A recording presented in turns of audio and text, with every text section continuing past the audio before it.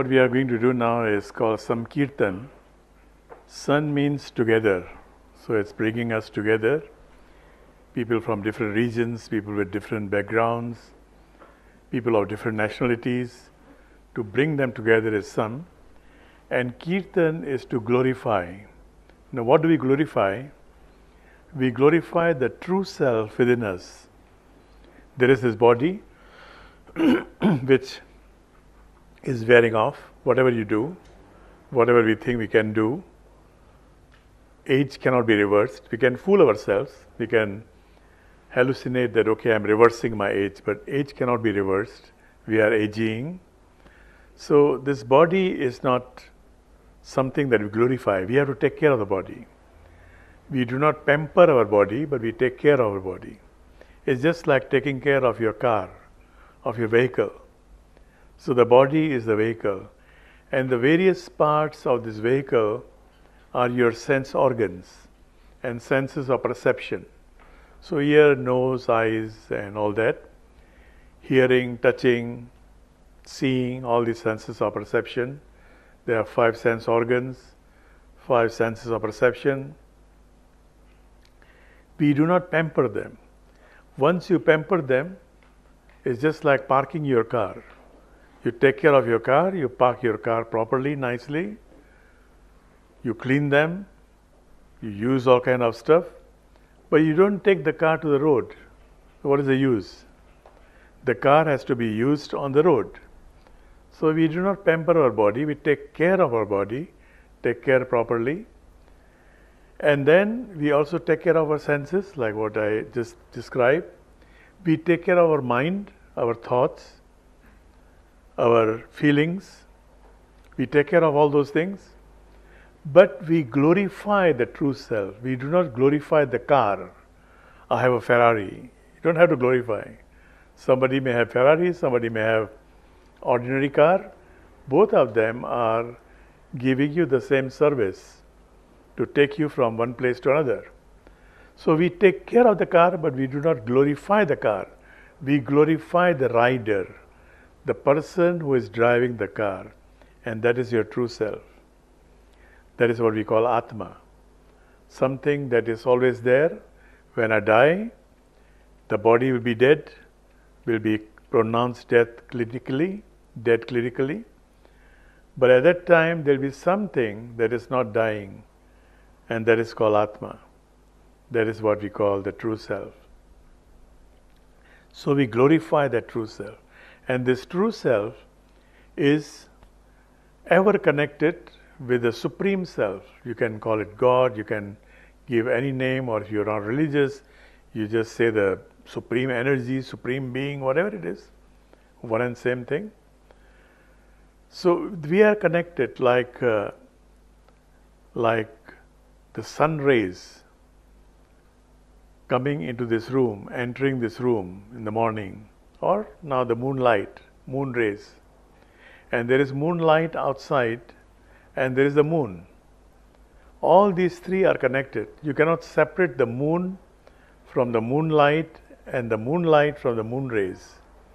So Atma, our true self, is ever connected with the Supreme Self, whatever name you may like to give it to that Supreme Self.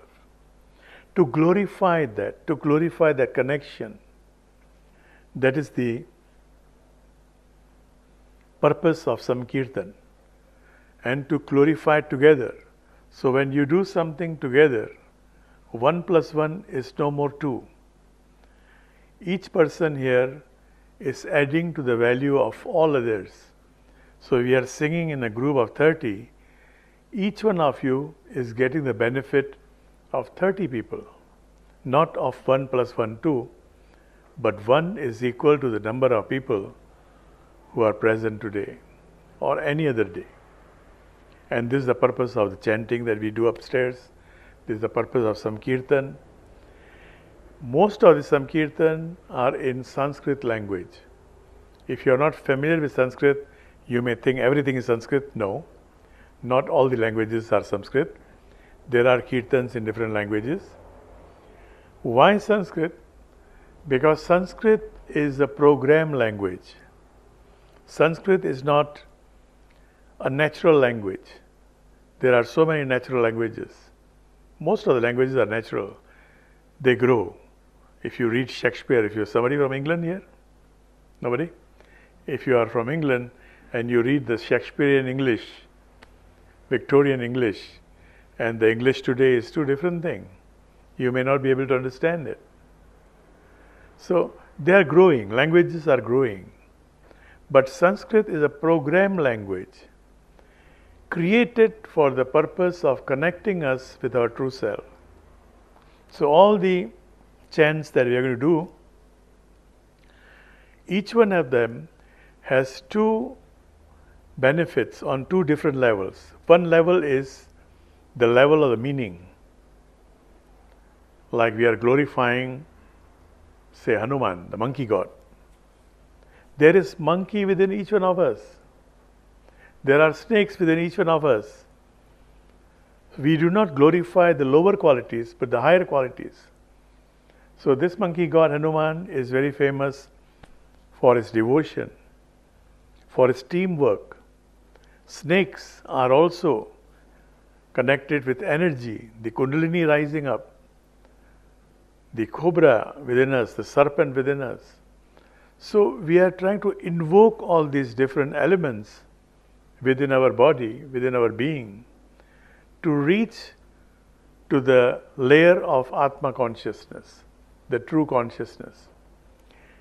So even though you do not understand the meaning, just the sound of it will give you the same benefit. You don't have to understand the meaning. If you understand, well and good. But if you don't, even just simply the sound of it. And if you don't have any fancy about the sound, then clapping your hands. Just follow the beat of the songs. Anybody can do that. There is a booklet given to you, and they'll be telling you which song is being sung. So one person, the leader, is singing one line, and you have to repeat the same line. You'll find it there, the book. If you cannot do that, just by listening to it, or just by clapping hands. By clapping hands, you are activating all the nerves here, open end nerves. And each of these open end nerves are connected to your brain. So you are actually becoming healthier. Each time you come out of a session of 25 minutes, you are healthier than when you entered this room. All this is part of yoga. It's called Nada Yoga. Nowadays, when we speak of yoga, we just connect it with the various postures. But yoga is a lifestyle. So eating can be yoga. You can eat in a yogic way, yogic manner. Moderation, not too bland, not too spicy, not too fried, not deep fried, not raw, has to be moderate. Thousands of years ago, the masters of yoga, they did a lot of research. If you eat just raw food every day, at the age of 40, after eating for 20 years raw food, you definitely have stomach bloating. Because our system is not made for all raw food. You can have salad raw, yes, no problem. But at the same time, you also need little bit of fat, little bit of oil, little bit of sauteed, just roast or something, but not too deep fried. So it's everything about moderation. This the postures that you do, that you normally identify with yoga, that also have to be done. Those also have to be done in moderation. 45 minutes a day. There is somebody I was meeting. She says she does 8 hours of yoga. You'll go crazy. When will you work? You don't have to do. If the medicine is right, you just take one pill and you're okay. So yoga asanas is not to be done more than 45 minutes a day. That's enough. When you are learning, yes, you may do more hours, 2 hours, 3 hours. But once you have mastered the postures, the asana, not more than 45 minutes a day. Meditation, when you are learning, fine.